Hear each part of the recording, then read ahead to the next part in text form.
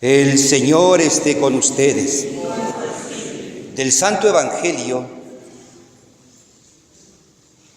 según San Mateo. En aquel tiempo, cuando llegó Jesús a la región de Cesarea de Filipo, hizo esta pregunta a sus discípulos: ¿quién dice la gente que es el Hijo del Hombre? Ellos le respondieron: unos dicen que eres Juan el Bautista, otros que Elías, otros que Jeremías o alguno de los profetas. Luego les preguntó: ¿y ustedes quién dicen que soy yo? Simón tomó la palabra y le dijo: tú eres el Mesías, el Hijo de Dios vivo. Jesús le dijo entonces: dichoso tú, Simón, hijo de Juan, porque esto no te lo ha revelado ningún hombre, sino mi Padre que está en los cielos. Y yo te digo a ti que tú eres Pedro, y sobre esta piedra edificaré mi iglesia. Los poderes del infierno no prevalecerán sobre ella. Yo te daré las llaves del reino de los cielos. Todo lo que ates en la tierra quedará atado en el cielo, y todo lo que desates en la tierra quedará desatado en el cielo. Y les ordenó a sus discípulos que no dijeran a nadie que él era el Mesías. Palabra del Señor. Sentados.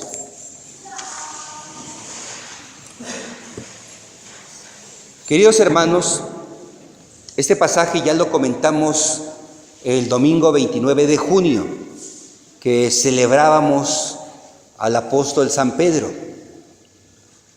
Pero conviene desde luego volver a meditarlo porque, primero, la palabra de Dios es siempre viva y eficaz, siempre nueva, y siempre tiene un mensaje actualizado para nosotros. Y segundo, porque la pregunta sobre quién es Jesús para nosotros necesita una respuesta cada día, y tenemos que darla. Me llama la atención, queridos hermanos, que la gente que había escuchado aquello de dichosos los que eligen ser pobres, dichosos los que trabajan por la paz, dichosos los limpios de corazón, etcétera, las bienaventuranzas. Se me hace extraño que la gente que había escuchado aquello de cuando ustedes oren digan: Padre nuestro del cielo, proclámese ese nombre tuyo, el Padre nuestro. Que habían escuchado aquellas palabras de no podéis servir a Dios y al dinero. Aquella gente que había escuchado la parábola del sembrador, del trigo y la cizaña, de la red, el tesoro, la perla.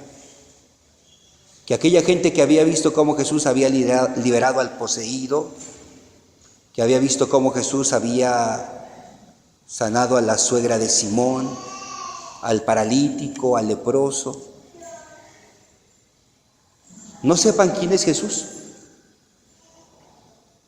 y lo sigan vinculando con un personaje del pasado. Qué extraño que la gente que convivió con él, caminó con él, quizás comió con él, rió con él, no sepan quién es él. Y algunos digan: es Juan el Bautista. Herodes también pensaba que Jesús era Juan el Bautista, así lo dice el Evangelio. Es que ese Herodes era supersticioso, como también Pilato era supersticioso.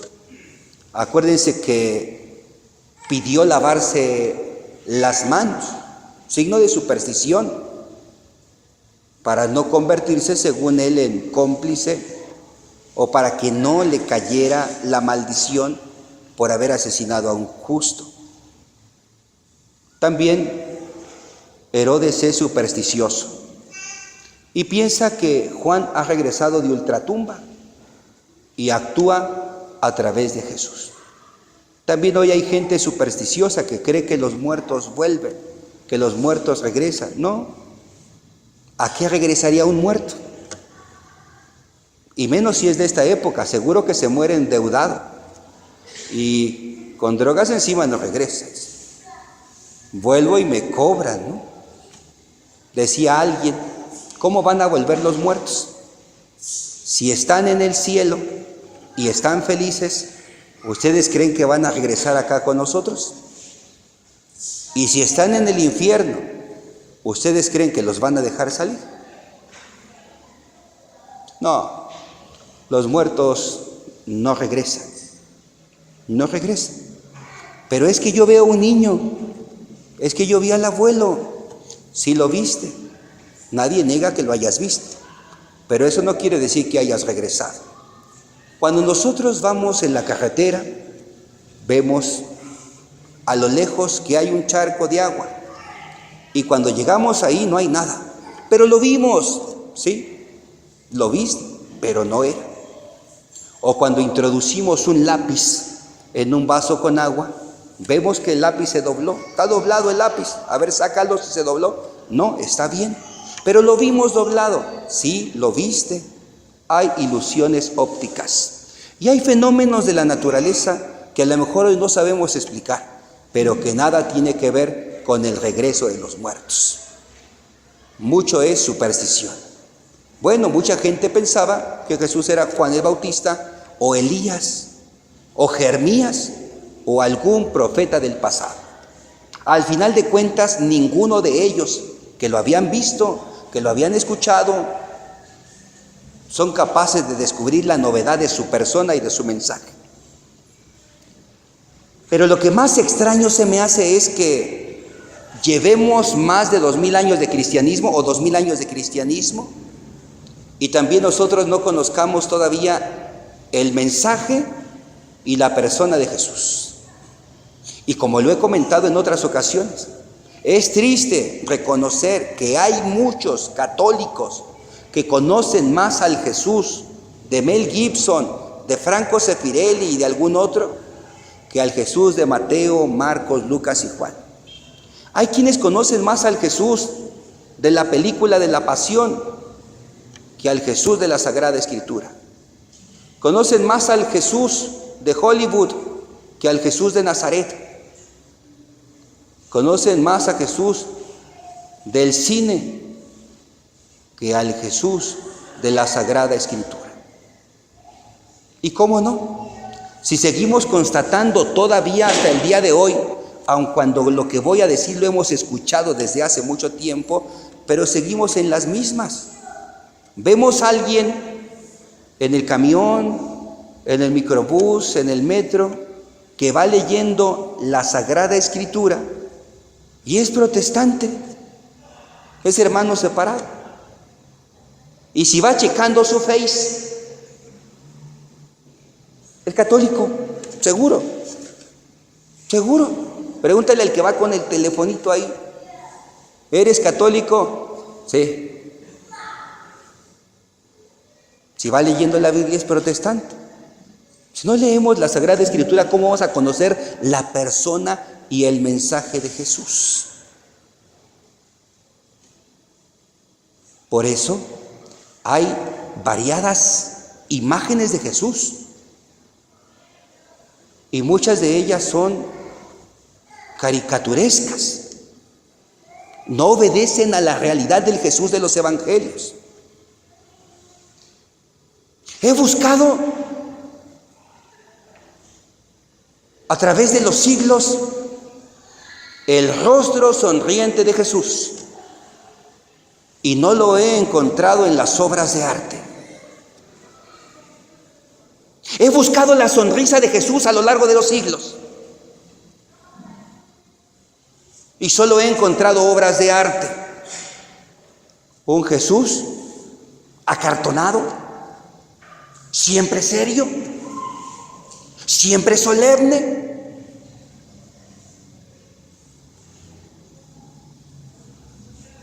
Y me pregunto, si así fue Jesús, como lo pintan, si Jesús fue como lo imaginan los pintores,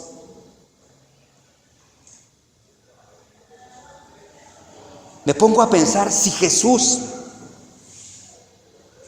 obedece a esa imagen pintada a lo largo de los siglos, ¿no se habrá perdido de lo más profundo de la vida? Porque me atrevo a decir, aunque a algunos les pueda parecer una blasfemia, que Dios se hizo hombre para poder sonreír, que Dios se hizo hombre para poder jugar, que Dios se hizo hombre para poder trabajar con sus manos. Alguien más piadoso dijo alguna vez que las mamás eran una cosa tan bellísima que hasta el mismo Dios quiso tener una. ¿Cuál es la imagen que tengo de Jesús? La imagen de un Jesús acartonado, siempre serio, siempre solemne. Imagino a este Jesús sonriente, realmente humano, que tiritó de frío, que hizo algún gesto al sentir hambre. O sigo pensando en este Jesús sumamente angelical, que no corresponde a la figura del Evangelio. ¿Quién es Jesús para nosotros? ¿Qué imagen tenemos de Jesús? ¿Qué imagen nos han vendido de Jesús? ¿Y qué imagen hemos comprado de Jesús?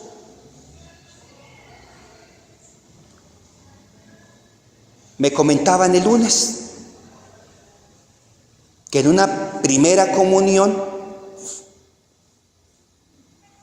un padre le dijo a los niños: a ver, pequeños,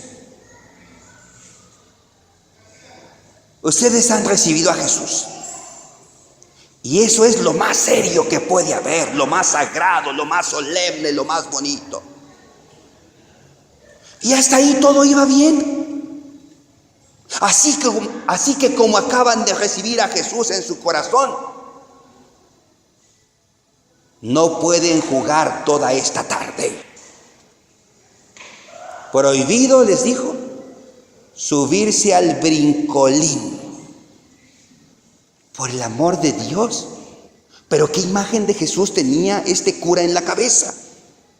Yo pensé que me estaban mintiendo y que era una broma para hacer quedar mal a los padres. ¿Quiere ver el video?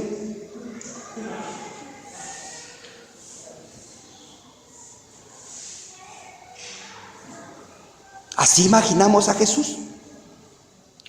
No me digan que no, o que todos los que están aquí no lo imaginan así, porque todavía el día de ayer, el segundo grupo de primeras comuniones fue a las 10:30 de la mañana, y los niños todavía no habían desayunado porque iban a hacer su primera comunión. Espérense, son las 10 de la mañana. ¿Desde a qué horas están despiertos? Desde las 6, porque las llevaron a peinar a las niñas. ¿Y no han probado nada? No. Pues vayan a comerse por lo menos un tamal y regresen a la misa, porque se me van a desmayar. Por favor, ¿qué imagen de Dios tenemos? ¿Qué imagen de Jesús tenemos? Yo creo en un Jesús que se hizo hombre y sí, compartió la naturaleza humana, menos el pecado. Y en la naturaleza humana está el sonreír, el ser feliz, el ser libre, el enfrentar y afrontar la vida. Para mí Jesús es alguien apasionado por la vida. Es el amor andante, el amor siempre presente, el amor siempre atento, siempre servicial. Es el gran amigo, el gran hermano. Para mí Jesús es el loco enamorado del hombre.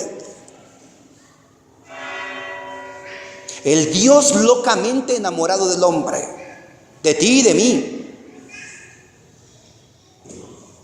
De Jesús podemos seguir hablando mucho. Pero no se trata de que tú sepas lo que yo te digo, sino lo que tú vas descubriendo en la oración. Y lo que vas descubriendo en la lectura de la palabra y en los acontecimientos de la vida donde Jesús se hace presente. Porque no porque yo conozca el nombre de una persona quiere decir que ya sé quién es Él. No basta con que yo sepa que es Jesús, que nació en Belén y que fue crucificado y resucitó en Jerusalén, ¿no? ¿Quién es para mí? La respuesta no puede darse desde la cabeza, sino desde el corazón. La respuesta no puede darse desde los libros, tiene que darse desde la experiencia de la vida. ¿Quién es Jesús? ¿Qué vas a contestar? La segunda persona de la Santísima Trinidad. Qué bueno, tienes palomitas, sacaste 10 en teología. Pero ¿y eso qué tiene que ver con el corazón? ¿Quién es Jesús? El Verbo encarnado. Bravo, eres un gran teólogo, pero ¿qué tiene que ver con tu vida? De lo que se trata es de quién es Jesús para nosotros. Que respondamos a la pregunta desde nuestra experiencia de vida.